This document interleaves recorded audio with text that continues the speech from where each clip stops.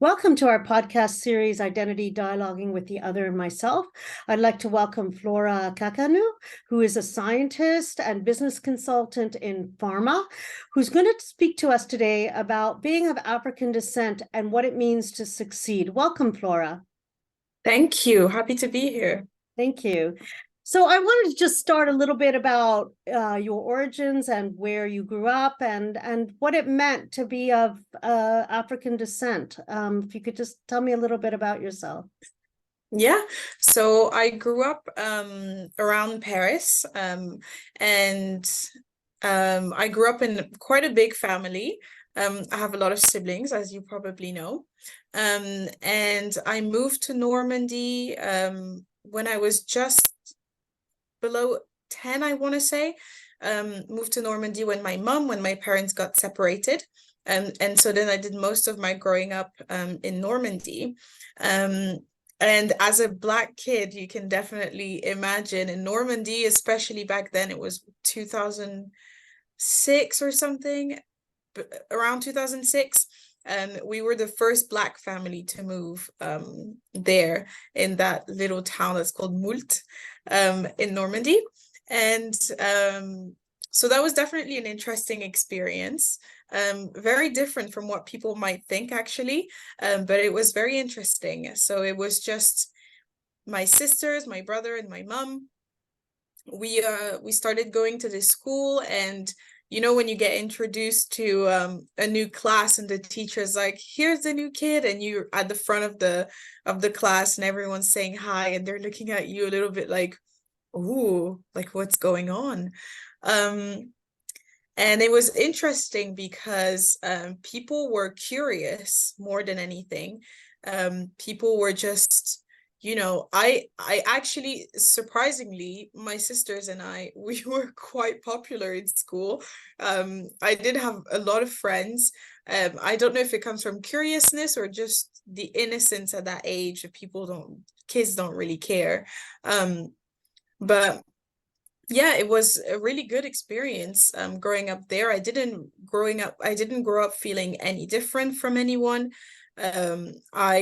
I feel like I didn't really think even about being like Black, like as in being different. Like obviously I knew that I was Black. I knew I was African. That's not something I was unaware of, but I didn't really like notice that there was a difference.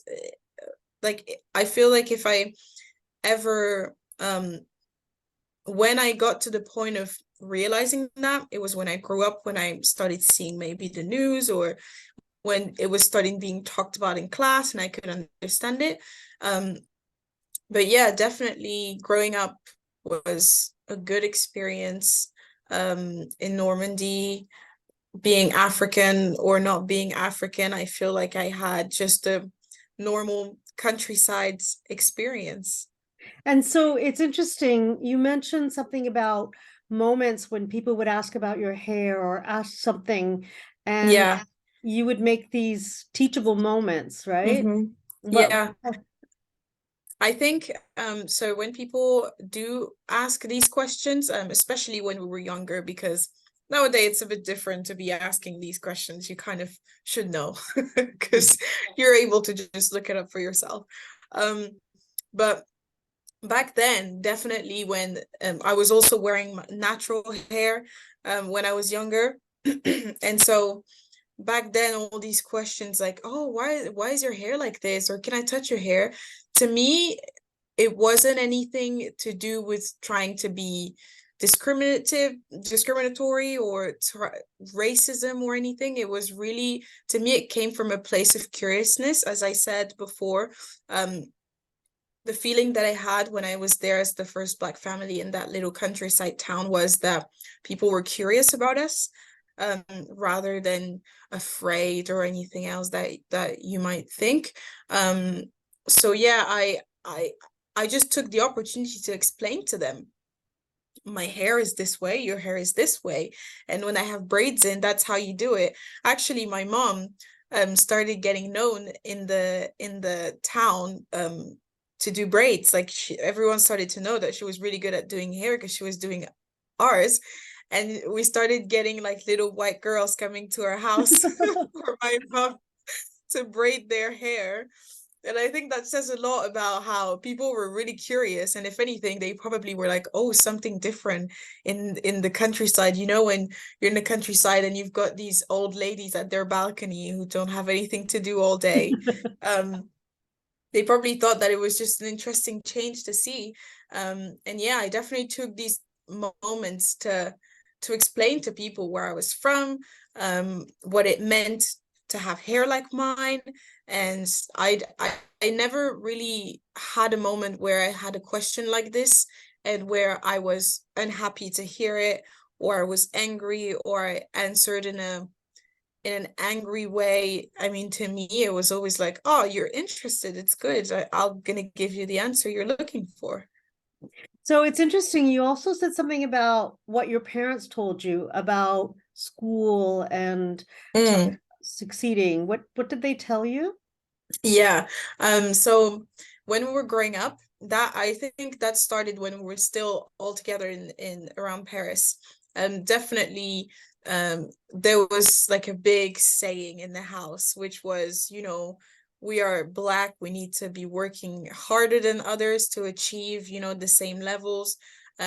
We need to be more disciplined, and we need to just have higher standards than most people because we're different.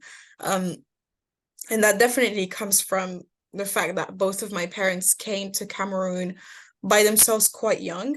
Came to They France. didn't, Came to France yes, from came from, Cameroon. yeah, from Cameroon to France, yeah, quite young, to pursue their education. And they kind of were by themselves. And obviously, it's very different when you grow up in another country and then you suddenly move and you have to adapt and everything. They didn't have anyone to help them. And so it was probably harder for them to blend in and fit in. And so they had lots of obstacles that they didn't want us to have to go through. So from very early on, they told us that. They were very transparent, and they were like, you're going to struggle in life, and you need to make sure that you do everything to struggle as little as possible. And also that affected, I think, the way we were raised, as in we weren't raised to only have African habits and only be comfortable around African people. Because I think nowadays, even my little cousins, like how things have changed with time, they're being raised completely different as us. I mean, although their parents are siblings with my parents, their bringing is completely different now because times have changed, and I can definitely see the difference. But when we were raised, for sure, my parents wanted us to, you know, be able to fit in anywhere we went, you know, and not encounter any issues. And I think that was very important to them.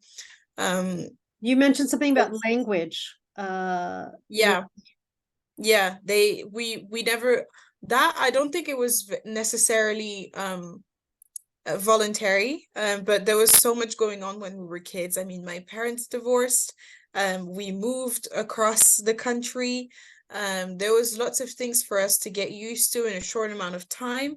And so there's lots of things that we didn't get to do. And learning the language from where our family is from is one of them. None of me or my siblings speak it. Whereas my little cousins, for example, they do speak it. But yeah, I think they they probably had this idea in mind. You know, we didn't choose to be born in France. Like, you know, they decided to move for a better quality of life, for better opportunities, and then they raised us here. So they probably thought the least they can do is give us all the tools that we need to be able to grow up and be comfortable and fit in and not encounter any issues. And I think that translated into them making sure we fit in both in the Western European culture and also in the African culture, because that's our roots. So yeah, there was for sure a bit of both growing up. But yeah, I mean, I'm grateful for it because I'm comfortable around all people. I didn't have any Black friends until very late, just because there was no Black people in Northern Normandy. But I wasn't uncomfortable being surrounded by people who were different than me. And that was never an issue for me. I never saw it as an obstacle. And I think that's very, very much thanks to how my parents raised me, because I know that my little cousins, for example, are definitely more comfortable just being around people who are like them, who are African. They're really into African movies, African music. Like, you'll very rarely see them just watching a movie with an entirely white cast, for example, or just listening to music that is not somehow African. So yeah, That's different very things, but interesting. yeah. So the difference between kind of really assimilating or staying within your communities and the pros and cons of that. You mentioned something about an awakening that happened when you went to the UK, and I wondered if you could just tell us a little bit about that. Yeah, so not really an awakening. I wouldn't call it that way, but it was definitely a shock to realize that where I was, I mean, although I was aware of it because I did go back to Paris every so often to visit my dad, and Paris is a completely different population than Normandy. Um, I went to uni in Brighton, and it's very international. There was everyone there, and I think that's the first time I really realized that I had been in this bubble for so long, and that's why sorry, that's why I also looked to move, because I realized that being in Normandy was really just not how the outside world looks like. It's not it's not the complete picture of most places in the world. And so um yeah, when I moved, as I said, I didn't have Black friends until very late, and that was until I moved to Brighton, where I got to be around people from lots of different backgrounds. And I think that's what you meant by that, that I just expanded even more into cultures, different communities, different people. And that was a very good experience. But you also mentioned something about your perspective of Black people before that, and you asked your question to yourself, do I like Black people or not? You kind of asked yourself the question like that. Do you remember saying that? I can't remember what we were talking about. But just when you had first moved to London and you were like asking yourself, Oh, okay, I remember that. Yeah, okay. Um, oh, okay, so it's before I moved to London. Was it I don't know if we talked about that. Was it the people I dated? yes. Yeah.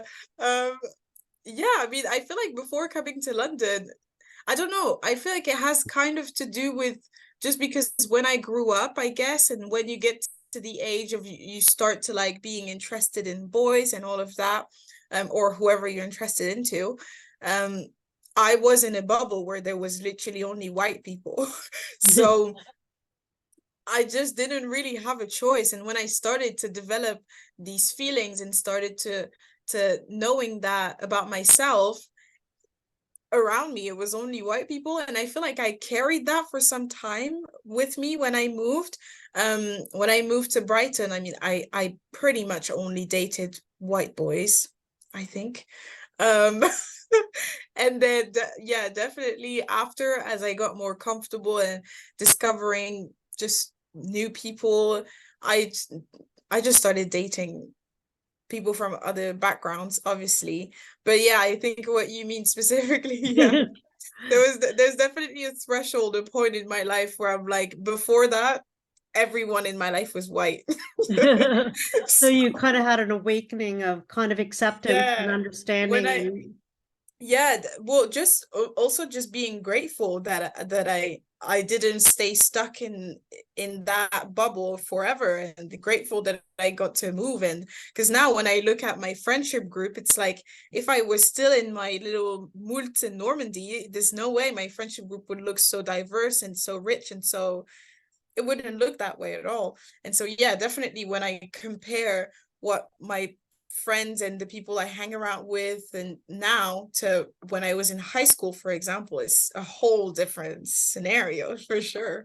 so I'm actually really interested in, you're a scientist, you're working in pharma, you've been able to succeed. I'm wondering if you can tell me a little bit about, what the skills are and what is the mindset that you have Mhm. to succeed the way you have. Yeah. I think so going back to the thing I said before, my parents telling me because we are different, we're gonna need to work harder. That never stuck with me. That never stuck with me. That's not really something I ever thought about. To me, it's all about if you give yourself the means to achieve something, you will be able to achieve it. And I think that's what I've done in all aspects of my life, and that got me to where I am here. I don't think I mean, it's possible that I'm just not aware of it, or I might be naive and not realize it. But I haven't noticed any particular obstacles on my way because of my skin color. Um, Although I would say that if anything, being a woman Mm. is probably the the biggest obstacle here. Um, Yeah, speak to that. so Yeah. Tell me more about yeah, that.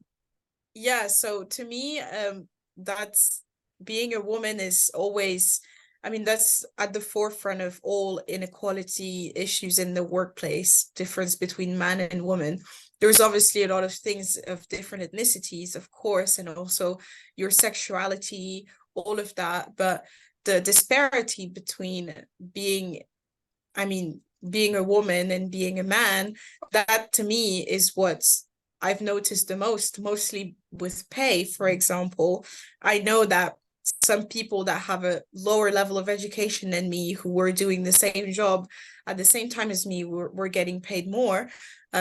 And I know it has nothing to do with my skin color because other females were getting paid the same and as me. And so going back to your question, to me, success, the mindset is just you just need to work hard in everything you do. And although sometimes there are factors you can't control that will be against you, at the end of the day, if you see things negatively from the start, there's no way that anything positive is ever going to happen. So if you start with the mindset, oh, because I'm a woman, I'm gonna need to work harder, or because then instantly everything you do is gonna feel harder than it potentially is.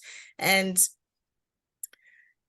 yeah, I mean, it's difficult to say because saying you work hard, I mean, everyone can say that's I feel like that's just what I've done, but I've been pretty resilient from a very young age. I mean, I moved when I was young to study a science degree in a completely different language that I pretty much taught myself at home. So from very early on, and actually maybe that is because in the back of my mind, I was like, I have to work harder. I don't know, but I, at least not consciously, I didn't do it consciously because of that. But I've always had lots of ambition and I've always worked really hard, and I've just always wanted to go far. And so I just worked towards that, really. So could you say that you would be a role model for little children in Paris, in the different communities in Paris with regards to the No. opportunity you have?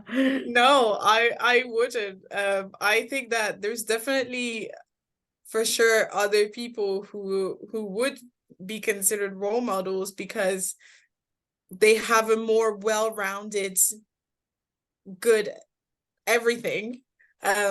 Whereas me, I I don't think there's anything really that needs to be admired about me. I just do what I have to do, So that's that's actually a role model. You do what you have to do, and you have a positive attitude towards yeah. what you're doing. I think I asked you once about whether you think racism exists. And I wondered if you think it does. And I wondered if it does, what is the attitude you have towards it? And if it doesn't, what is the attitude you have towards it? Mhm. Yeah, I mean, for sure, it definitely does. I do think that people experience it in very different ways. And and people also view perhaps one event differently. As in, for example, myself, I don't think I've ever experienced blatant and open racism. Um, I've never had a time where I felt discriminated against because of my skin color. As I said before, I felt times where I was because I'm a woman, but my skin color, not really. I feel like people, I mean, it definitely exists, and it's a terrible thing. I mean, it's existed for years and years and years, and I don't think it's going to end for years and years and years. Um, but I do think it's important to be able to go through life without just labeling yourself as a color or as an ethnicity, to be able to see things in a brighter light. Because if you start your day, you look in the mirror and you put a "I'm black" sticker on your forehead, it's gonna be very easy throughout your day to everything someone says to you, you're going to relate it to that because it came from yourself in the first place. You're the one who kind of is making everything about your skin color. So it's not very surprising that everything people say to you, you're going to associate it with your skin color.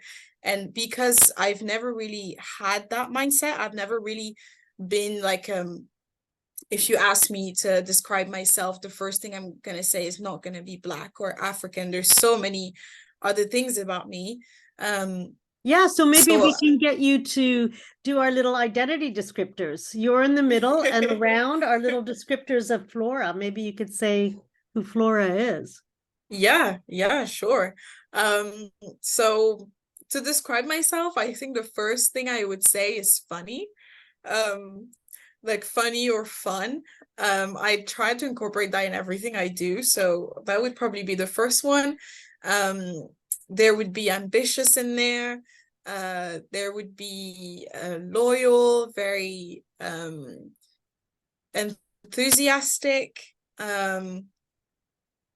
curious, passionate. I mean, so many, so many things. I could Well, go on for a long time, so I yeah. probably need to stop, but Well, thank you. I mean, I think that that has been a wonderful conversation of really getting an understanding of Flora as a person and your really amazing attitude towards life. So I really want to thank you, Flora, for this great thank conversation you. and being part of this project. Yeah, thanks for having me. It's a very interesting conversation that we get to have here that I don't get to have any other time. So it's been really interesting. Thank you.